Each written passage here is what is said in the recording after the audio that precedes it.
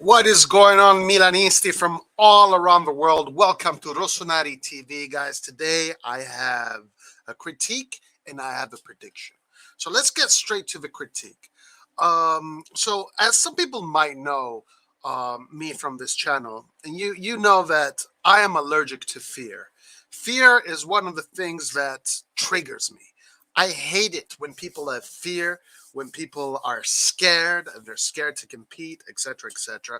So fear is definitely one of those things that I am definitely allergic to. And fear is definitely a big part of the AC Milan fandom currently. Everybody very worried that Milan won't achieve its objectives. Everybody always very worried about the next opponent. Of course, I'm not like that. I don't do that. That's not how I operate. I have a lot of confidence in this team. I don't fear anybody. I know Milan will achieve their objectives, and I know 100% for a fact that none of those players at Milanello are panicking, are scared. All those players are pumped and they're ready to face the next challenges with open heart, ready to fight like warriors because they believe in themselves and the club believes in the players. So let's talk about this. Let me start with this. Fear is the issue. So my critique goes to Pioli. And it goes to Pioli based on the formation that he put together against Inter. And this is the third time in this season that Pioli has done something that to me smells of fear a little bit. And I just wanted to criticize it a little bit, even though in hindsight, the Inter game was beautiful. Everything went perfectly.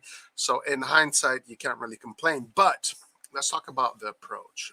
Let's talk about the approach that kind of left me a little bit perplexed. So let's go to the tactical board and let's look at this for a second. And I want to just touch on this, and then I also want to talk about my prediction.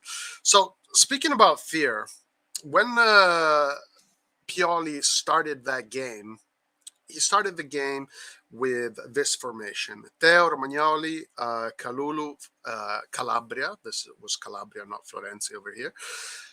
In the middle, you had Tonali, Benacer, Kessi as the ACM, Salah right there as the right wing, Leao as the left wing. Now, remember how I color code my players. Green means creativity, red is role player, yellow is striker, center forward, and purple is the balance, right?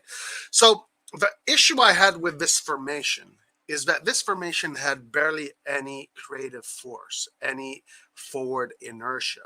And I have fear that when Pioli puts these kind of formations from the beginning, the message he's giving to the opposing team is that he's scared. He's scared. Because this formation here is never going to be a formation that can hurt you. It's never going to be a formation that can put offensive pressure on a team. The only players in this formation that will attack with a forward motion inertia are going to be Leao and Teo Hernandez, both on the same line, so fairly predictable. Salamakers is not that person. Salamakers' function in this team is not to attack. Salamakers' function in this team is to be somewhat of a role player. As a matter of fact, when you place the formation like this, Salamakers is not even a balance maker anymore at this point. Salamakers is just another role player.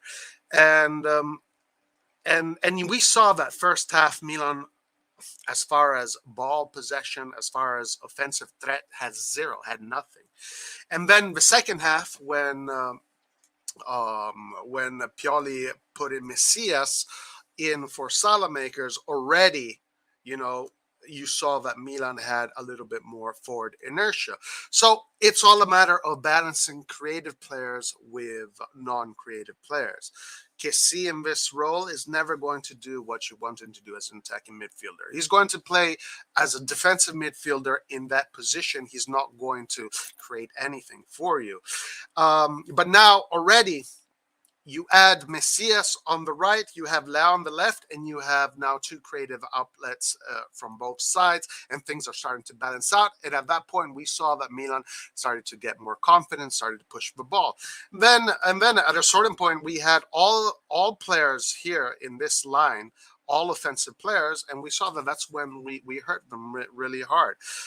Now, I don't think we should start every game like this. It depends on the opponent. I think you do need somewhat of a balance, and then you can change things later on. But again, this is another moment, the third moment after the Atletico Madrid game, when he played that 6-2-1 formation against Juventus, when he started with a very offensive formation, and then he finished the game in a defensive formation. Uh, uh, when he had to win and had to score. And then this game where he just started way too conservative. So these are just three things.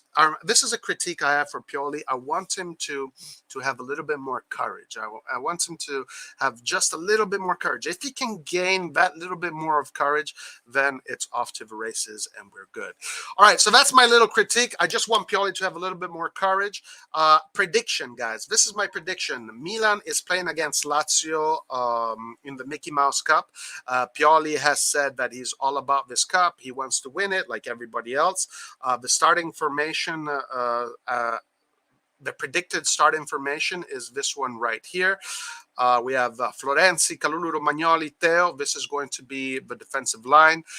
Theo Hernandez got in that red card. He won't play the next game against Sampdoria, but he will be in the Coppa Italia. As you can see, Pioli has put in his best team. This is a very balanced team, but quite an offensive team. If he starts with Messias, Diaz, Leao, and Giroud, we're going to see a very fun, entertaining game because all three of these players are players that when they get the ball, they run forward and they attack space, and they play to score goals, right? When you have a lot of players on the field that play to score goals, you're going to get a lot of entertainment. So it's going to be a pretty open game, and it's going to be a fun game to watch. Tonali Kessi in that midfield is solid as F. Romagnoli, Kalulu, Florenzi there looking really good. As always, Magnan, super good. And then you got Giroud up top coming off a really good performance against Inter. So it should be a fun game. It's a game that nobody really cares about at the end of the day. Whether Milan lose or not, it doesn't really matter. The Coppa Italia is not a big deal to many Milan fans. It is to some, but whatever. Guys, let's end this with my prediction. My prediction is that Diaz, the player that everybody has been questioning, the player that everybody has been asking whether or not he is Milan material, the player that everybody said we need another attacking midfielder. I'm listening to what Pioli is saying. Pioli is saying that Diaz went through this really poor moment of form. And he had lost speed, he had lost physicality, already being a light player that hurt him even more. But Pioli did say now Diaz has gained that form back. He has got that step back. He is running. He's got that speed back, and he's got that mentality back. My prediction, guys, from now to the end of the season, unless any stupid injuries happen, Diaz is going to be a key player to Milan's success towards its objective this season, whether it's winning the Scudetto or making top four, or even maybe winning the Coppa Italia. Diaz is going to come in strong. Diaz is a player that Milan and the management believe in. They really believe in. This year is not Diaz's year just yet. Next year, just like Leao, he's going to make that step. He's going to become king. But this is my prediction, guys. Diaz is going to kick some serious ass, and he is going to make everybody eat their words. Let's see if that happens. Let's see if I'm wrong. Let's see if you're right. And let's see how that goes. So, guys, I hope you enjoyed the video. Please like, share, subscribe, do all that good stuff. And Forza Milan. We'll see you tomorrow for the Lazio-Milan game. Pioli said he wants to win this game. Sarri said he wants to win this game. Let's see what happens. But always, always Forza Milan. Ciao.